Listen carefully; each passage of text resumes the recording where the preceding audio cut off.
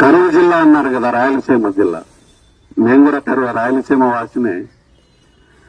అన్నానికి జరగకపోతే, తిండికి జరగకపోతే, ఈ వయసులో ఉన్నప్పుడు, ఇంకా చిన్నప్పుడు నేను భోజనానికి అడుక్కునేదానికి వెళ్ళేవాడిని గ్రామాలకి. అంటే బెగ్గింగ్ వృత్తి చేశానండి. నేను బెగ్గింగ్ వృత్తి అలా బెగ్గింగ్ చేస్తుంటే మీలాగా పిల్లల్ని చూసి నేను ఒక చెట్టు కింద అడుక్కున్న అన్నం ఆకుల్లో పెట్టుకొని తింటూ ఉంటే ఆ దారిలో స్కూల్కి వెళుతున్న పిల్లల్ని అలా చూస్తూ ఉండిపోయానంట. అంటే నేను అన్నం తినడం మానేసి, మా అమ్మగారు చెప్తూ ఉంటారు. అప్పుడు ఆ ఇంట్రెస్ట్ చూసింది మా అమ్మ, నువ్వు కూడా స్కూల్కి వెళ్తావా అని. స్కూల్కి వెళితే అడ్మిట్ స్కూల్లో జాయిన్ అవ్వడానికి నన్ను స్కూల్లో చేర్చుకోలే. ఎందుకు చేర్చుకోలే? పొరపాటున వాళ్ళు ఏమనుకున్నారంటే అన్నం అడుక్కోవడానికి ఇక్కడికి వచ్చాడేమోనని అనుకున్నారు. చినిగిపోయిన బట్టలు అంటే అది కూడా ఎవరో ఇచ్చారు. ఆ షర్టు మోకాల దాకా ఉంటుంది, లోపల నిక్కరు ఉండదు, ఓన్లీ షర్ట్ అంతే. అది చినిగిపోయినాటి పాతది. ఇక్కడ అన్నం పెట్టరని పరిమేశారు టోటో అని.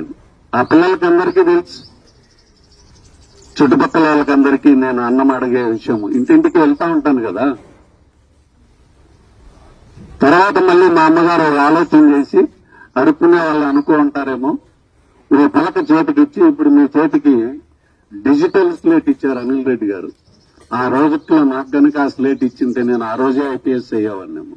అప్పుడు మా అమ్మగారు ఆ పక్కన ఎవరింట్లోనో ఒక పగిలిపోయిన పలక ఒకటి చేతికి ఇచ్చి తీసేపోయి స్కూల్ మీద మళ్ళీ నిలబెట్టారు. పలక పట్టుకొని నిలబడితే చదువుకోవడానికి వచ్చానని అనుకుంటారని. అప్పుడు చూశాడు టీచర్ రమణాచారి గారు, ఆయన పేరు. అరే, నువ్వు నిన్న స్కూల్లో జాయిన్ అవడానికి వచ్చావా? నిన్న అడుక్కున్నాడు అనుకుని తరిమేశారే పిల్లలు, నేనే తరిమేయమని చెప్పానే. తప్పైపోయింది, రా కూర్చొని తీసిపోయి కూర్చోబెట్టారు. నన్ను 2 సంవత్సరాల వరకు పిల్లలు వాళ్ళ పక్కన నన్ను కూర్చోబెట్టుకోలే. 2 సంవత్సరాల వరకు ఎందుకు కూర్చోబెట్టుకోలే? దగ్గర అనుకొని దగ్గర వచ్చి నా పక్కన కూర్చోవడం ఏంటానని. టీచర్ ఏమో ముందర కూర్చొని పెడతారు. టీచర్ అట్లా వెళ్ళగానే వీళ్ళు కొట్టి వెనక్కి ధర్మేస్తారు. అది గమనించే టీచర్ చాలా గట్టిగా మందలించి వాళ్ళతో స్నేహం చేయించాడు. మళ్ళీ 2 సంవత్సరాలు పట్టింది విద్యార్థులతో స్నేహం చేయడానికి. ఆ టీచరే గమనించాడు, మీకు మంచి బట్టలు లేకపోతే ఇలాగే అవుతుంది అని. టీచర్ వేరే వాళ్ళ దగ్గర కొన్ని బట్టలు కలెక్ట్ చేసి మంచివి ఇవి వేసుకుంటారా, వాళ్ళు నిన్న పక్కన కూర్చోబెట్టుకుంటారు అని అవి ఏపిచ్చి టీచర్ కూర్చోబెడితే మంచి బట్టలు ఉన్నాయని అప్పుడు కూర్చోబెట్టుకుంది. ఎవరైనా ఉంటే కదా చినిగిపోయి పాతగా అదేలాగా ఉంటే ఎవరు కూడా ఆదరించరు. స్కూల్లో చేరానే కానీ ఇంటర్మీడియట్ వరకు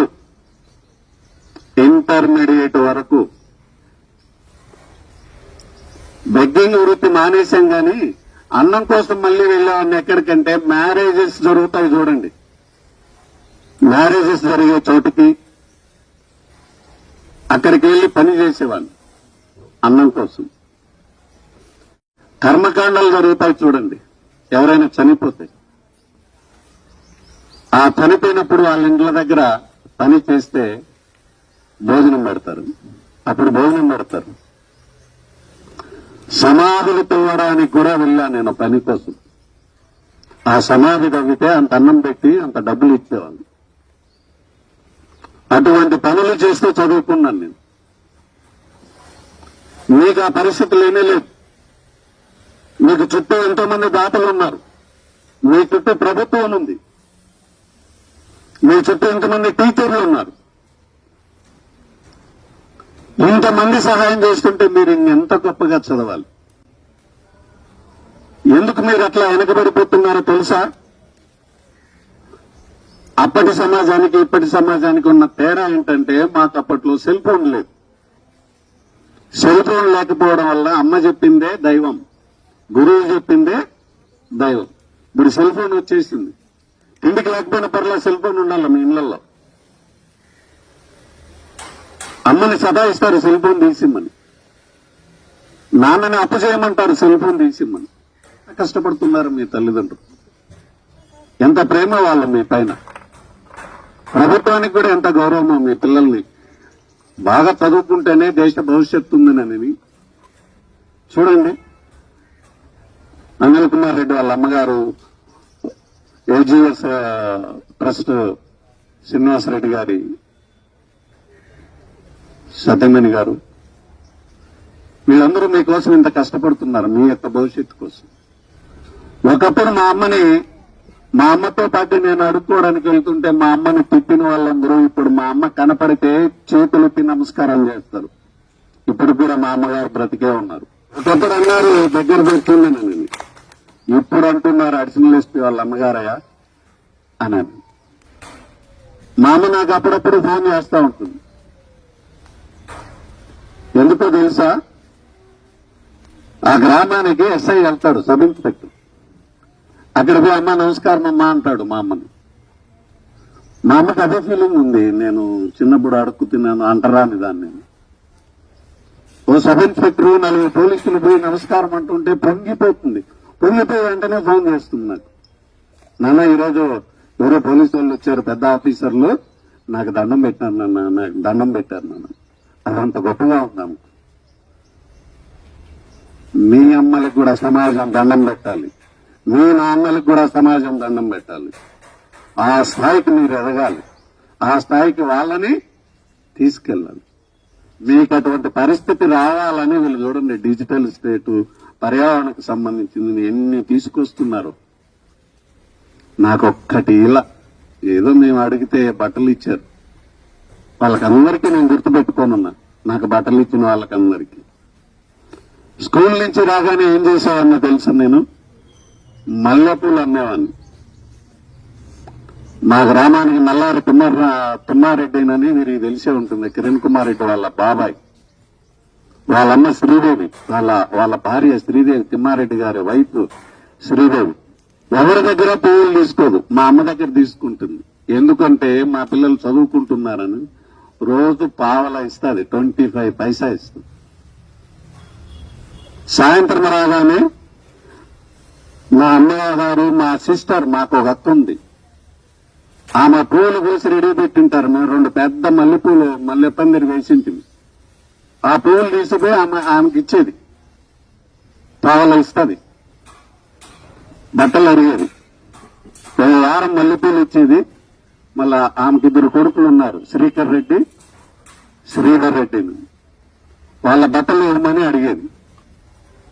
ఆమె ఎత్తుపెట్టి ఇస్తుంది నాకు. పువ్వులు ఇచ్చి అంత అన్నం పెట్టమని అడిగేది. సాయంత్రం ఆమె కిచెన్ రూమ్ లో ఏదైనా అన్నం ఉంటే చూడండి, వాడికి అన్నం పెట్టి పంపిండి నేను వాళ్ళ పని వాళ్ళకి చెప్పు. నా విద్యాభ్యాసం అలా జరిగింది. ఎన్ని పనులన్నా చదువు మాత్రం వదల్లా నేను. అది మళ్ళీ మా అమ్మ నాన్న చెప్పలా చదువుకోమని, జస్ట్ ఒకసారి అలా వేసేసారంతే. స్కూల్లో వాళ్ళ చెప్పలా. పుస్తకాలకు నేనే కొనుక్కున్నా, బట్టలు నేనే సంపాదించుకున్నా, నాకు కావాల్సిన తిండి నేనే సంపాదించుకున్నా, ఇంట్లో వాళ్ళకి నేనే భోజనం పెట్టా. నేను మ్యారేజ్లకి వెళ్ళి తెచ్చే భోజనం పైన మా అక్క ఎదురు చూస్తూ ఉంటుంది, మా అన్న ఎదురు చూస్తూ ఉంటాడు, నా తమ్ముడు ఎదురు చూస్తూ ఉంటాడు. అందరూ ఉద్యోగస్తులే. ఇప్పుడు మా కుటుంబంలో డాక్టర్లు 6 మంది ఉన్నారు. మా అమ్మగారికి మనవళ్ళు మనవరాళ్ళు ఇప్పుడు 6 మెంబర్స్ డాక్టర్స్. చూడండి చదువు ఏ స్థాయికి తీసుకెళ్ళిందో. ఆమె ఏం చేయలేదు, ఆడికి తీసుకుపోయి స్కూల్లో వదిలిపెట్టిందంతే. మాకు చదువుకోమని ఎవరు చెప్పలేదు, ఆటోమేటిక్ గా అలా వచ్చేసింది. ఎందుకు వచ్చిందనంటే సంస్కారం వల్ల వచ్చింది, డిసిప్లిన్. కారణం ఏంటంటే సెల్ ఫోన్ లేదు మాకు. అప్పుడు ఉండింటే మేము కూడా చెడిపోయే వాళ్ళం. మేము ఇప్పుడు మీ దగ్గర సెల్ ఫోన్ ఉంది, జాగ్రత్త. మీ దగ్గర ఏముంది? ఎవరితో జాగ్రత్తగా ఉండాలి? మీ శత్రువు ఎవరు? Cell phone. నా గురించి చెప్పుకుంటే అది కొద్దిగా ఇన్షాల్ట్ లాగా అనిపిస్తుంది. నేను అట్లా చెప్పుకోను. అట్లాంటి పేద పిల్లలందరినీ వాళ్ళల్లో ఒక్క 4 మారితే చాలు, ఈ మాటల వలన ఇన్స్పిరేషన్ కలిగి ఒక అమ్మాయి, ఒక ఇద్దరు అమ్మాయిలు, ఇద్దరు అబ్బాయిలు, కొంతమంది మాట వాళ్ళ ద్వారా ఈ సమాజానికి ఎంతో కొంత మేలు జరుగుతుంది. అరే ఇంత కష్టపడి చదివారా, ఆ కష్టమేం లేదే మాకు, మేమెంత బాగా చదవాలి అన్న ఆలోచన కలుగుతాదేమోనని నా గురించి చెప్పుకుంటున్నా. అన్ని విడిచిపెట్టి సగర్వంగా చెప్పుకుంటున్నా. మా అమ్మగారికి సమాజం దండం పెడుతోంది. ఆ దండం పెట్టించాలి మీ తల్లులకు కూడా. పెట్టిపిస్తారా? ఆ గౌరవం ఇప్పిస్తారా మీ తల్లిదండ్రులకు?